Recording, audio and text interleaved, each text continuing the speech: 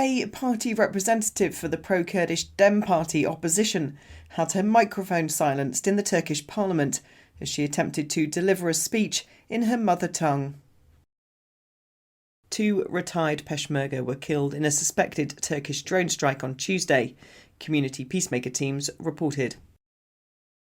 A Kurdish man, Memduh Çalışan, was briefly detained after he protested at the lack of Kurdish language assistance at Istanbul airport.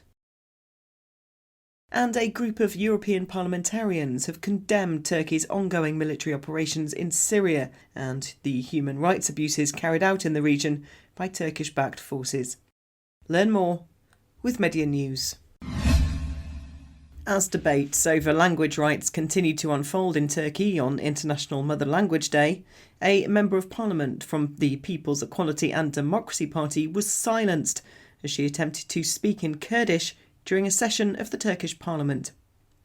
MP for Mardin, Beretan Güneş Altin, had begun to address the Assembly in Kurdish on Wednesday when her microphone was switched off by the session's chairman, Celal Adan of the far-right Nationalist Movement Party, citing the indivisibility of the Turkish state and nation, as stated in Article 3 of the Constitution.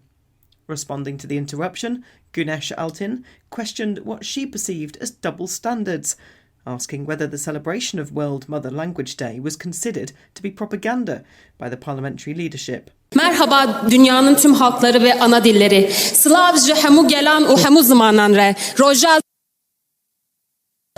Anayasamızın 3. maddesine göre Türk devleti ülkesi milletiyle bölünmez bir bütündür ve dili Türkçedir. Konuşmaların Türkçe yapılması gerekmektedir. Siz Dünya Ana Dilleri Günü'nün kutlanmasını propaganda olarak mı sayıyorsunuz? O zaman gidin AK Partili belediye başkan adaylarınıza söyleyin, Mardin'de, Diyarbakır'da, Urfa'da gelip Kürtçe propaganda yapmasınlar. İkiyüzlülüğünüzü bu şekilde ortaya çıkarmayın. A Turkish drone killed 2 civilians aged 61 and 68 as they harvested on Syria mountain in the Kurdistan region of Iraq on Tuesday. The victims were both retired members of the Peshmerga, the region's security forces. According to official figures, Turkey's intensified cross-border military operations in northern Iraq have killed at least 152 civilians and injured 228 since 2015. The violence has also led to the evacuation of 158 villages, with nearly 600 more at risk of being abandoned. Turkey's ongoing operation against Kurdistan Workers' Party guerrillas in northern Iraq, known as Operation Clawlock, began in April 2022. In October, the Turkish parliament passed a bill extending the authorization for cross-border operations into Iraq and Syria for another 2 years. A Kurdish man, Memduh Çalışan, was briefly detained following his outcry over the lack of Kurdish language support at Istanbul airport, which left his elderly mother stranded airside for an extended period on Sunday. He faced accusations of disseminating misleading information and anti-state propaganda and was subsequently questioned by the prosecution. The initial incident, documented by bystanders and widely shared on social media, has sparked widespread criticism and calls for more inclusive language services at airports. The Istanbul governor's office accused Çalışan of spreading misinformation and anti-state propaganda, reflecting Turkey's routine practice of detaining individuals for social media content on various charges, including insult and misinformation. Despite being Turkey's largest minority, Kurds lack official recognition in the country, with their language largely excluded from the public sphere.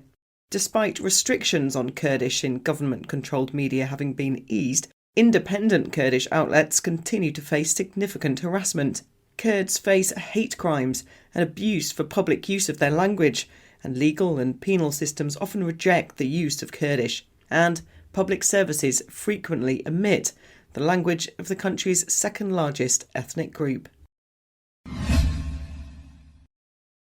Members of the European Parliament from various political groups have issued a joint condemnation directed towards Turkey's ongoing military campaign in Syrian territories and the grave human rights violations committed by Turkish-backed militia in northwest Syria.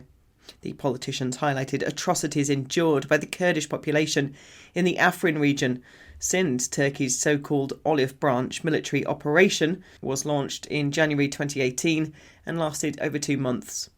The military offensive, carried out alongside Turkish allied armed militia of the Syrian National Army, displaced more than 300,000 civilians, predominantly Kurds.